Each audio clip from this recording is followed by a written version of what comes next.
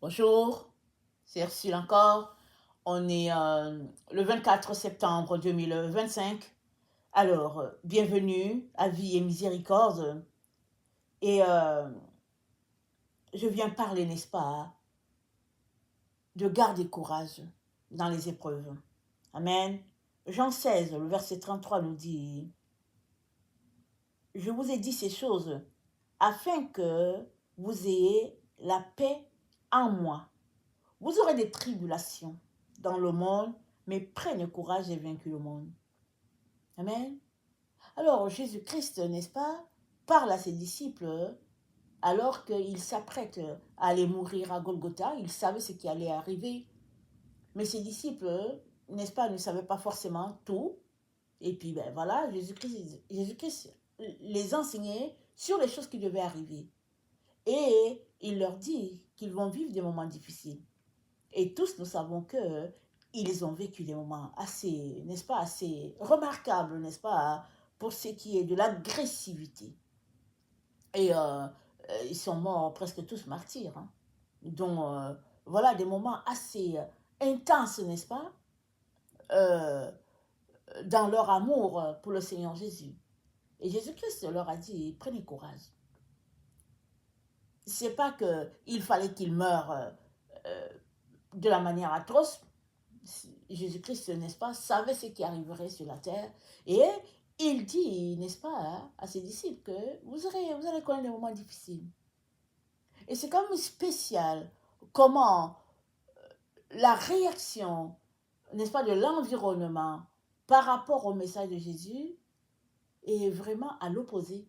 Le message de Jésus, c'est un message de paix, c'est un message d'amour, et les réactions à ce message, n'est-ce pas, du camp adverse, c'est souvent vraiment la brutalité, la cruauté et tout ce qu'on pourrait imaginer. Non, n'est-ce pas, de difficile. Ceux-là qui suivent Jésus-Christ se retrouvent à subir cela. Et Jésus-Christ dit, ne vous découragez pas. Et quelque part, il dit, s'ils m'ont haï, ils vous haïront.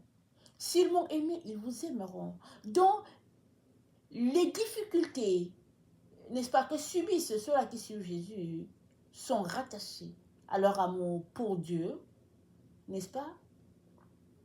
Et les conséquences qui suivent sont plus pour, n'est-ce pas, décourager ceux-là qui le suivent de continuer. Et d'où est-ce que cela vient? Amen. D'où viennent ces difficultés, ces tribulations? Ça vient, n'est-ce pas, de l'ennemi de nos âmes. Parce que lui, il connaît sa fin. Il connaît sa fin. Alors, par des menaces, des intimidations, il vient, n'est-ce pas, empêcher tous ceux-là qui veulent aller à la lumière, il vient les empêcher de continuer sur cette voie en choisissant de les intimider, de les menacer, de leur envoyer des mots, des situations difficiles. Et Jésus-Christ dit, vous allez vivre des moments de tribulation, mais prenez courage. J'ai vaincu le monde. Pourquoi est-ce que c'est important? Le fait qu'il est vaincu. C'est important, n'est-ce pas, le fait qu'il est vaincu, parce que les tribulations ne sont que passagers. À la fin, nos yeux le verront face à face. Parce qu'il a vaincu pour que l'éternité soit possible pour toi et moi. N'est-ce pas? C'est pourquoi il a vaincu. Si bien que si tu finis ton parcours sur la terre, tu vas te retrouver, n'est-ce pas, dans l'éternité. À cet endroit-là, il n'y a plus de mort. Là, il n'y a plus d'entrave, n'est-ce pas, à la réalisation de ce que Dieu a pour toi. Dans Apocalypse 2,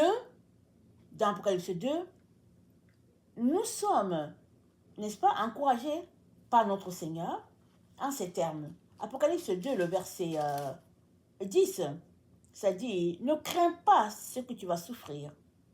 Voici le diable jettera quelques-uns de vous en prison afin que vous soyez éprouvés. Et vous aurez des tribulations. de 10 jours, sois fidèle jusqu'à la mort et je te donnerai la couronne de vie.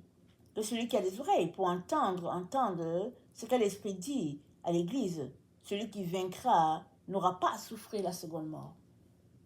Waouh! Celui qui vaincra n'aura pas à souffrir la seconde mort. Donc il y a une première mort et il y a une seconde.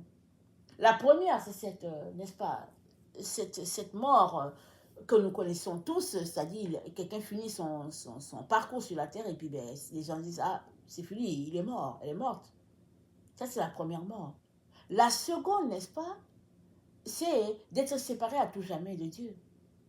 Et le Seigneur dit, si tu marches avec moi, malgré les tribulations, malgré les difficultés, n'est-ce pas, tu n'auras pas à souffrir la seconde mort. Tu n'auras pas à être séparé de Dieu. Définitivement.